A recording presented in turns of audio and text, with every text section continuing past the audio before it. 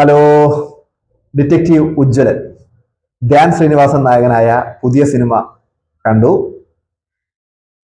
ഒരു സീരീസ് മലയാള സിനിമയിൽ വരികയാണ്. വീക്കെൻഡ് ബ്ലോക്ക് ബസ്റ്റേഴ്സ് ആണ് ഈ സിനിമ അല്ലെങ്കിൽ ഈ ഒരു സീരീസ് കൊണ്ടുവരുന്നത്. ഒരു യൂണിവേഴ്സ് തന്നെ അവരുണ്ടാക്കുകയാണ്. അതിന്റെ ഭാഗമായിട്ടുള്ള ഒരു സിനിമയാണ് ഡിറ്റക്റ്റീവ് ഉജ്ജ്വലൻ. ഒരുപാട് ആൾക്കാർക്ക് ഇഷ്ടമില്ലാത്ത ഒരു നടനാണ് ധ്യാൻ ശ്രീനിവാസൻ. മേ ബി ധ്യാനിന്റെ സിനിമകൾ കാരണമാകാം. അദ്ദേഹം ചവർ പോലെ കുറെ സിനിമകൾ അഭിനയിക്കുന്നു. അത് കാണുന്നവർക്ക് തീർച്ചയായിട്ടും അദ്ദേഹത്തോട് ഒരു ദേഷ്യം തോന്നുന്ന, അദ്ദേഹത്തിന്റെ പടങ്ങൾ കൊള്ളില്ല എന്നുള്ള ഒരു ചിന്ത ആൾക്കാർക്കിടയിൽ വരാനുള്ള സാധ്യത കൂടുതലാണ്. അതിൽ നിന്നെല്ലാം വ്യത്യസ്തമായിരിക്കുകയാണ് ഈ ഡിറ്റക്റ്റീവ് ഉജ്ജ്വലൻ എന്ന് പറയുന്ന സിനിമ. ഡിറ്റക്റ്റീവ് ഉജ്ജ്വലനില് ധ്യാൻ ആണ് ഉജ്ജ്വലനായിട്ട് അഭിനയിക്കുന്നത്. ധ്യാന്റെ കഥാപാത്രം നമ്മളെ ഒരു ഡിറ്റക്റ്റീവാണ്.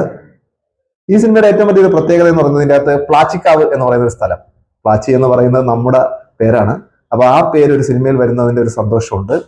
പ്ലാച്ചിക്കാവ് എന്ന് പറയുന്ന ഒരു ഗ്രാമം, ആ ഗ്രാമത്തിൽ ഒരു 90 കാലഘട്ടത്തിൽ നടക്കുന്ന ഒരു കൊലപാതകം, ആ കൊലപാതകത്തെ ചുറ്റിപ്പറ്റി വീണ്ടും നടക്കുന്ന മറ്റു ചില കൊലപാതകങ്ങൾ, അതുവരെ നാട്ടിലെ തുക്കട കേസുകൾ അന്വേഷിച്ചുകൊണ്ട് നടന്ന ഉജ്ജ്വലൻ ഇതൊരു വെല്ലുവിളിയാവുന്നു. നാട്ടുകാര് ഉജ്ജ്വലന്റെ കഴിവിനെ ഏത് രീതിയിലാണ്, ഉജ്ജ്വലൻ ഒരു മണ്ടനാണ് അതോ ബുദ്ധിമാനാണോ എന്നൊക്കെ വെല്ലുവിളിക്കുന്നു. ആ വെല്ലുവിളി ഏറ്റെടുത്തുകൊണ്ട് ഉജ്ജ്വലൻ ഈ കേസിന്റെ പിറകെ പോകുന്നതും അത് തെളിയിക്കാൻ നടക്കുന്നതുമാണ് സിനിമയുടെ കഥ.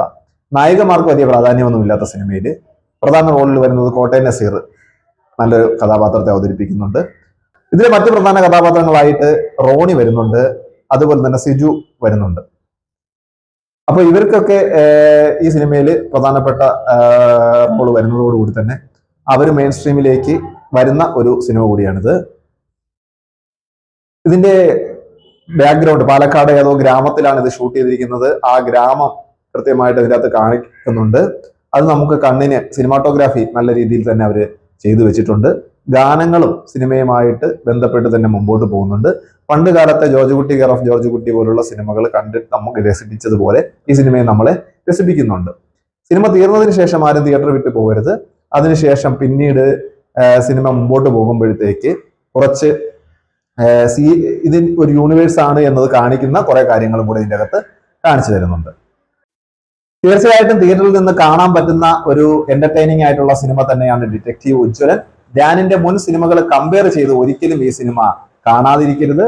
നല്ല കൊറിയോഗ്രഫിയും പിന്നെ തിരക്കഥയിൽ കുറച്ചുകൂടെ ശ്രദ്ധിക്കാമായിരുന്നു എന്ന് തോന്നി. കുറച്ചുകൂടെയൊക്കെ ഇൻട്രസ്റ്റിംഗ് ആക്കാവുന്ന രീതിയിൽ സിനിമ മുമ്പോട്ട് കൊണ്ടുപോയിരുന്നു. പിന്നെ അനാവശ്യമായിട്ടുള്ള ഒരു രണ്ടാമത്തെ ട്വിസ്റ്റ്, അത് എനിക്കൊരു നെഗറ്റീവായിട്ട് തോന്നി. അത് സിനിമ കണ്ട് എല്ലാവർക്കും ഒരേ രീതിയിലായിരിക്കത്തില്ല. തീർച്ചയായിട്ടും തിയേറ്ററിൽ കണ്ട് ആസ്വദിക്കാൻ പറ്റുന്ന ഒരു സിനിമ തന്നെയാണ് ഉജ്ജ്വലൻ. എല്ലാവരും തിയേറ്ററിൽ തന്നെ പോയി സിനിമ കാണുക. നിങ്ങളുടെ അഭിപ്രായങ്ങൾ കമന്റ് ബോക്സിൽ രേഖപ്പെടുത്തുക. പുതിയൊരു സിനിമയുടെ വിശേഷങ്ങളുമായി വീണ്ടും വരുന്നത് വരെ ബൈ ബൈ.